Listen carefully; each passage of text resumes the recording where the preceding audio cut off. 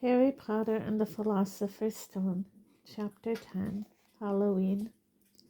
Malfoy couldn't believe his eyes when he saw that Harry and Ron were still at Hogwarts next day, looking tired but perfectly cheerful. Indeed, by next morning Harry and Ron thought that meeting the three-headed dog had been an excellent adventure, and they were quite keen to have another one. In the meantime, Harry filled Ron in about the package that seemed to have been moved from Gringotts to Hogwarts, and they spent a lot of time wondering what could possibly need such heavy protection. "It's either really valuable or really dangerous," said Ron. "Or both," said Harry. But as they all knew for sure about the mysterious object was that it was about 2 inches long, they didn't have much chance of guessing what it was without further clues. Neither Neville or Hermione showed the slightest interest in what lay underneath the dog and the trap door. All Neville cared about was never going near the dog again. Hermione was now refusing to speak to Harry and Ron, but she was such a bossy know-it-all that they saw this as an added bonus. All they really wanted now was a way of getting back at Malfoy, and to their great delight, just such a thing arrived with the post about a week later. As the owls flooded into the great hall as usual, everyone's attention was caught at once by a long, thin package carried by 6 large screech owls. Harry was just as interested as everyone else to see what was in this large parcel, and was amazed when the owls soared down and dropped it right in front of him, knocking his bacon to the floor. They had hardly fluttered out of the way when another owl dropped a letter on top of the parcel. Harry ripped open the letter first, which was lucky because it said, "Do not open the parcel at the table. It contains your new Nimbus 2000, but I don't want everybody knowing you've got a broomstick, or they'll all want one. Oliver Wood will meet you tonight on the Quidditch pitch at 7 o'clock for your first training session. Professor M. McGonagall." Harry had difficulty hiding his glee as he handed the note to Ron to read. "A Nimbus 2000, Ron moaned enviously. "I've never even touched one." They left the hall quickly, wanting to unwrap the broomstick in private before their first lesson. But halfway across the entrance hall, they found the way upstairs barred by Crabbe and Goyle. Malfoy seized the package from Harry and felt it. "That's a broomstick," he said, throwing it back to Harry with a mixture of jealousy and spite on his face. "You'll be in for it this time, Potter. First years aren't allowed them." Ron couldn't resist it. "It's not any old broomstick," he said. "It's a Nimbus 2000. What did you say you've got at home, Malfoy? A Comet 260? Ron grinned at Harry. "Comets look flashy, but they're not in the same league as the Nimbus." "What would you know about it, Weasley? You couldn't afford half the handle," Malfoy snapped back. "I suppose you and your brothers have to save up, twig by twig." Before Ron could answer, Professor Flitwick appeared at Malfoy's elbow. "Not arguing, I hope, boys," he squeaked. "Potter's been sent a broomstick, Professor," said Malfoy quickly. Yes, that's right," said Professor Flitwick, beaming at Harry. "Professor McGonagall told me all about the special circumstances, Potter. And what model is it?" "A Nimbus 2000, sir," said Harry, fighting not to laugh at the look of horror on Malfoy's face. "And it's really thanks to Malfoy here that I've got it," he added. Harry and Ron headed upstairs, smothering their laughter at Malfoy's obvious rage and confusion.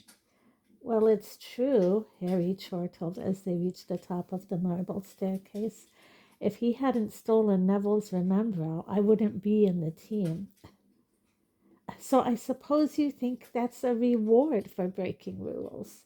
came an angry voice from just behind them.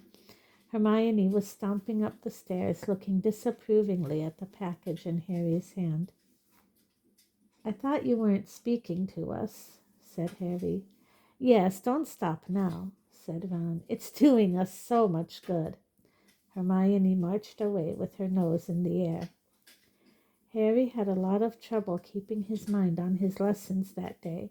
It kept wandering up to the dormitory where his new broomstick was lying under his bed, or straying off to the Quidditch pitch where he'd be learning to play that night.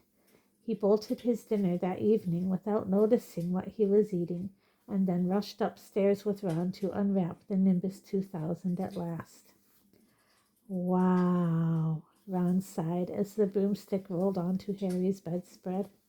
Even Harry, who knew nothing about the different brooms, thought it looked wonderful. Sleek and shiny with a mahogany handle, it had a long tail of neat straight twigs and Nimbus 2000 written in gold near the top. As 7 o'clock drew nearer, Harry left the castle and set off towards the Quidditch pitch in the dusk. He'd never been inside the stadium before. Hundreds of seats were raised in the stands around the pitch so that the spectators were high enough to see what was going on. At either end of the pitch were 3 golden poles with hoops on the end. They reminded Harry of the little plastic sticks Muggle children blew bubbles through, except that they were 50 feet high. Too eager to fly again to wait for Wood, Harry mounted his broomstick and kicked off from the ground. What a feeling! He swooped in and out of the goalposts and then sped up and down the pitch. The Nimbus 2000 turned wherever he wanted at his lightest touch. Harry Potter, come down! Oliver Wood had arrived. He was carrying a large wooden crate under his arm. Harry landed next to him. Very nice, said Wood, his eyes glinting. I see what McGonagall meant. You really are a natural. I'm just going to teach you the rules this evening. Then you'll be joining team practice 3 times a week. He opened the crate. Inside were 4 different sized balls. Right, said Wood. Now, Quidditch is easy enough to understand, even if it's not too easy to play. There are 7 players on each side. 3 of them are called chasers. 3 chasers, Harry repeated as Wood took out a bright red ball about the size of a football. This ball's called the quaffle, said Wood. The chasers throw the quaffle to each other and try and get it through one of the hoops to score a goal. 10 points every time the quaffle goes through one of the hoops. Follow me? The chasers throw the quaffle and put it through the hoops to score, Harry recited. So that's sort of like basketball on broomsticks with 6 hoops, isn't it? What's basketball? Said Wood curiously. Never mind, said Harry quickly. Now, there's another player on each side who's called the keeper. I'm keeper for Gryffindor. I have to fly around our hoops and stop the other team from scoring. 3 chasers, 1 keeper, said Harry, who was determined to remember it all. And they play with the quaffle. Okay, got that. So what are they for? He pointed at the 3 balls left inside the box. I'll show you now, said Wood. Take this. He handed Harry a small club, a bit like a rounder's bat. I'm going to show you what the bludgers do, Wood said. These 2 are the bludgers. He showed Harry 2 identical balls, jet black and slightly smaller than the red quaffle. Harry noticed that they seemed to be straining to escape the straps holding them inside the box. Stand back, Wood warned Harry. He bent down and freed one of the bludgers. At once, the black ball rose high in the air and then pelted straight at Harry's face. Harry swung at it with the bat to stop it breaking his nose and sent it zigzagging away into the air. It zoomed around their heads and then shot at Wood, who dived on top of it and managed to pin it to the ground. See, Wood panted, forcing the struggling bludger back into the crate and strapping it down safely. The bludgers rocket around trying to knock players off their brooms. That's why you have 2 beaters on each team. The Weasley twins are ours. It's their job to protect their side from the bludgers and try and knock them towards the other team. So, think you've got all that? 3 chasers try and score with the quaffle. The keeper guards the goalposts. The beaters keep the bludgers away from their team. Harry reeled off. Very good, said Wood. Have the bludgers ever killed anyone? Harry asked, hoping he sounded offhand. Never at Hogwarts. We've had a couple of broken jaws, but nothing worse than that. Now, the last member of the team is the Seeker. That's you. And you don't have to worry about the quaffle or the bludgers. Unless they crack my head open. Don't worry, the Weasleys are more than a match for the bludgers. I mean, they're like a pair of human bludgers themselves. Wood reached into the crate and took out the 4th and last ball. Compared with the quaffle and the bludgers, it was tiny, about the size of a large walnut. It was bright gold and had little fluttering silver wings. This, said Wood, is the golden snitch, and it's the most important ball of the lot. It's very hard to catch because it's so fast and difficult to see. It's the Seeker's job to catch it. You've got to weave in and out of the chasers, beaters, bludgers, and quaffle to get it before the other team's Seeker, because whichever Seeker catches the snitch wins his team an extra 150 points, so they nearly always win. That's why Seekers get fouled so much. A game of Quidditch only ends when the snitch is caught, so it can go on for ages. I think the record is 3 months. They had to keep bringing on substitutes so the players could get some sleep. Well, that's it. Any questions? Harry shook his head. He understood what he had to do all right. It was doing it that was going to be the problem. We won't practice with the snitch yet, said Wood, carefully shutting it back inside the crate. It's too dark. We might lose it. Let's try you out with a few of these. He pulled a bag of ordinary golf balls out of his pocket, and a few minutes later he and Harry were up in the air, Wood throwing the golf balls as hard as he could in every direction for Harry to catch. Harry didn't miss a single one, and Wood was delighted.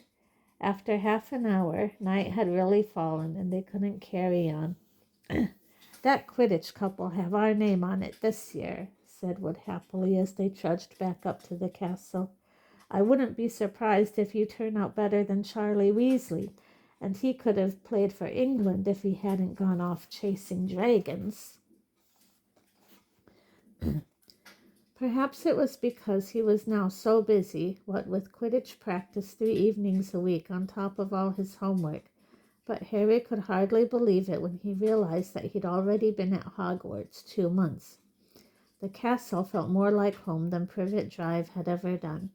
His lessons, too, were becoming more and more interesting now that they had mastered the basics.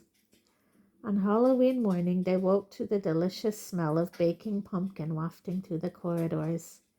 Even better, Professor Flitwick announced in chimes that he thought they were ready to start making objects fly, something they had all been dying to try since they'd seen him make Neville's toad zoom around the classroom. Professor Flitwick put the class into pairs to practice. Harry's partner was Seamus Finnegan, which was a relief because Neville had been trying to catch his eye. Ron, however, was to be working with Hermione Granger.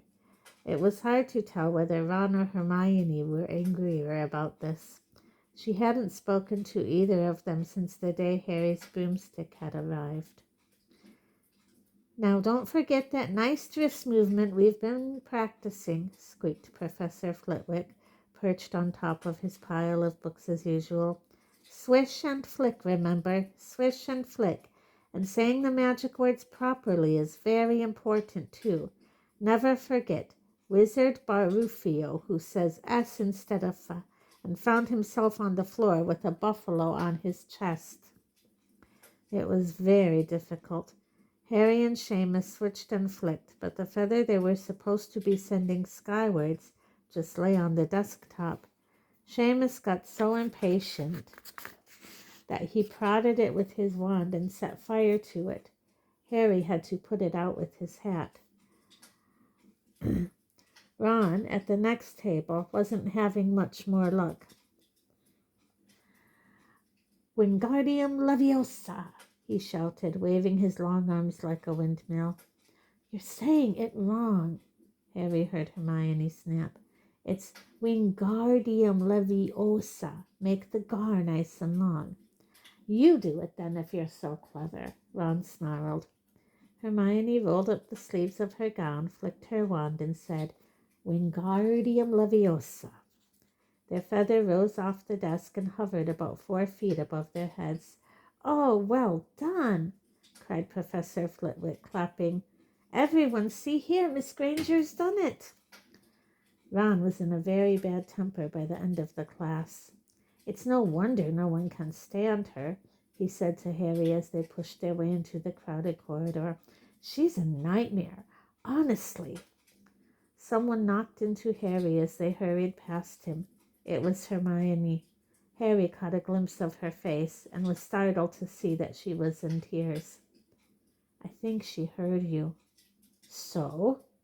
Said Ron, but he looked a bit uncomfortable. She must have noticed she's got no friends. Hermione didn't turn up for the next class and wasn't seen all afternoon. On their way down to the Great Hall for the Halloween feast, Harry and Ron overheard Parvati Patil telling her friend Lavender that Hermione was crying in the girls' toilets and wanted to be left alone. Ron looked still more awkward at this, but a moment later they had entered the Great Hall where the Halloween decorations put Hermione out of their minds. 1,000 live bats fluttered from the walls and ceiling, while 1,000 more swooped over the tables in low black clouds, making the candles and the pumpkins stutter. The feast appeared suddenly on the golden plates as it had at the start of term banquet. Harry was just helping himself to a jacket potato when Professor Quirrell came sprinting into the hall, his turban askew and terror on his face.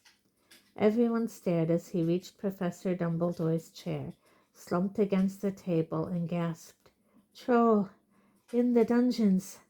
Thought you ought to know. He then sank to the floor in a dead faint. There was an uproar. It took several purple firecrackers exploding from the end of Professor Dumbledore's wand to bring silence. Prefects, he rumbled, lead your houses back to the dormitories immediately. Percy was in his element. Follow me, stick together, first years. No need to fear the troll if you follow my orders. Stay close behind me now. Make way, first year's coming through. Excuse me, I'm a prefect. How could a troll get in? Harry asked as they climbed the stairs. Don't ask me. They're supposed to be really stupid, said Ron. Maybe Peeves let it in for a Halloween joke. They passed different groups of people hurrying in different directions.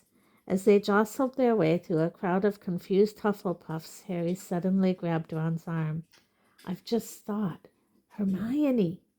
What about her? She doesn't know about the troll. Ron bit his lip. Oh, all right, he snapped. But Percy'd better not see us. Ducking down, they joined the Hufflepuffs going the other way, slipped down a deserted side corridor, and hurried off toward the girls' toilets. They had just turned the corner when they heard quick footsteps behind them. Percy, hissed Ron, pulling Harry behind a large stone griffin. Peering around it, however, they saw not Percy, but Snape. He crossed the corridor and disappeared from view. What's he doing? Harry whispered. Why isn't he down in the dungeons with the rest of the teachers? Search me. Quietly as possible, they crept along the next corridor after Snape's fading footsteps. He's heading for the 3rd floor, Harry said, but Ron held up his hand. Can you smell something? Harry sniffed, and a foul stench reached his nostrils, a mixture of old socks and the kind of public toilet no one seems to clean. And then they heard it, a low grunting and the shuffling footfalls of gigantic feet. Ron pointed. At the end of a passage to the left, something huge was moving towards them. They shrank into the shadows and watched as it merged into a patch of moonlight. It was a horrible sight. 12 feet tall, its skin was a dull granite gray. its great lumpy body like a boulder with its small bald head perched on top like a coconut. It had short legs thick as tree trunks with flat horny feet. The smell coming from it was incredible. It was holding a huge wooden club which dragged along the floor because its arms were so long. The troll stopped next to a doorway and peered inside. It waggled its long ears, making up its tiny mind, then slouched slowly into the room. "The key's in the lock," Harry muttered. "We could lock it in." "Good idea," said Ron nervously. They edged towards the open door, mouths dry, praying the troll wasn't about to come out of it. With one great leap, Harry managed to grab the key, slam the door, and lock it. Yes! Flushed with their victory, they started to run back up the passage, but as they reached the corner, they heard something that made their hearts stop. A high, petrified scream, and it was coming from the chamber they'd just locked up. "Oh, no," said Ron, pale as the bloody Baron. "It's the girls' toilets," Harry gasped. "Hermione," they said together. It was the last thing they wanted to do, but what choice did they have? Wheeling around, they sprinted back to the door and turned the key, fumbling in their panic. Harry pulled the door open. They ran inside. Hermione Granger was shrinking against the wall opposite, looking as if she was about to faint. The troll was advancing on her, knocking the sinks off the walls as it went. "Confuse it," Harry said desperately to Ron, and seizing a tap, he threw it as hard as he could against the wall. The troll stopped a few feet from Hermione. It lumbered around, blinking stupidly to see what had made the noise. Its mean little eyes saw Harry.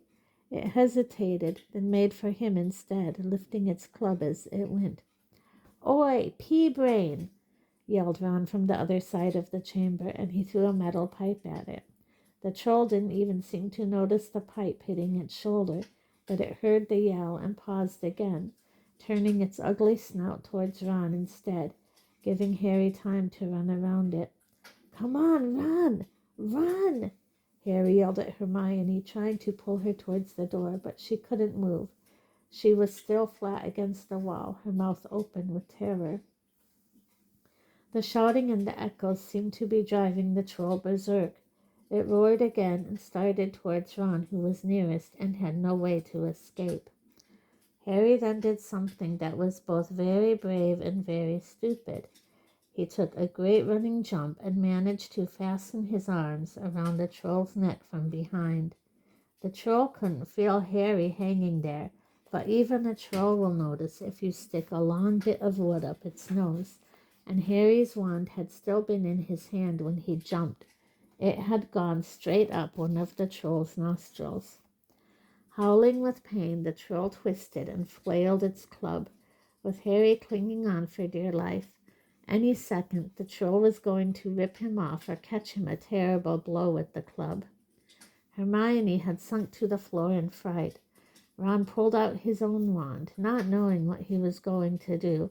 He heard himself cry the first spell that came into his head. "Wingardium Leviosa!" The club flew suddenly out of the troll's hand, rose high, high up into the air, turned slowly over, and dropped, with a sickening crack, onto its owner's head. The troll swayed on the spot and now fell flat on its face, with a thud that made the whole room tremble. Harry got to his feet. He was shaking and out of breath. Ron was standing there with his wand still raised, staring at what he had done. It was Hermione who spoke first. "Is it dead?" "I don't think so," said Harry. "I think it's just been knocked out." He bent down and pulled his wand out of the troll's nose. It was covered in what looked like lumpy gray glue. "Ugh, troll bogies!" He wiped it on the troll's trousers. A sudden slamming and loud footsteps made the three of them look up. They hadn't realized what a racket they had been making, but of course someone downstairs must have heard the crashes and the troll's roars. A moment later, Professor McGonagall had come bursting into the room, followed closely by Snape, with Quirrell bringing up the rear. Quirrell took one look at the troll, let out a faint whimper, and sat quickly down on the toilet, clutching his heart. Snape bent over the troll. Professor McGonagall was looking at Ron and Harry. Harry had never seen her look so angry. Her lips were white. Hopes of winning 50 points for Gryffindor faded quickly from Harry's mind. "What on earth were you thinking of?" said Professor McGonagall with cold fury in her voice. Harry looked at Ron, who was still standing with his wand in the air. "You're lucky you weren't killed. Why aren't you in your dormitory?" Snape gave Harry a swift, piercing look. Harry looked at the floor. He wished Ron would put his wand down. Then a small voice came out of the shadows. "Please, Professor McGonagall, they were looking for me." "Miss Granger!" Hermione had managed to get to her feet at last. "I went looking for the troll because I thought I could deal with it on my own, you know, because I've read all about them." Ron dropped his wand. Hermione Granger telling a downright lie to a teacher? "If they hadn't found me, I'd be dead now." Harry stuck his wand up its nose, and Ron knocked it out with its own club. "They didn't have time to come and fetch anyone. It was about to finish me off when they arrived." Harry and Ron tried to look as though this story wasn't new to them. "Well, in that case," said Professor McGonagall, staring at the three of them. "Miss Granger, you foolish girl, how could you think of tackling a mountain troll on your own?" Hermione hung her head. Harry was speechless. Hermione was the last person to do anything against the rules, and here she was pretending she had to get them out of trouble. It was as if Snape had started handing out sweets. "Miss Granger, 5 points will be taken from Gryffindor for this," said Professor McGonagall. "I'm very disappointed in you. If you're not hurt at all, you'd better get off to Gryffindor Tower. Students are finishing the feast in their houses." Hermione left. Professor McGonagall turned to Harry and Ron. "Well, I still say you were lucky, but not many first years could have taken on a full-grown mountain troll. You each win Gryffindor 5 points. Professor Dumbledore will be informed of this. You may go." They hurried out of the chamber and didn't speak at all until they had climbed 2 floors up. It was a relief to be away from the smell of the troll, quite apart from anything else. "We should have got more than 10 points, Ron grumbled. 5, you mean, when she's taken off Hermione's." "Good of her to get us out of trouble like that," Ron admitted. "Mind you, we did save her."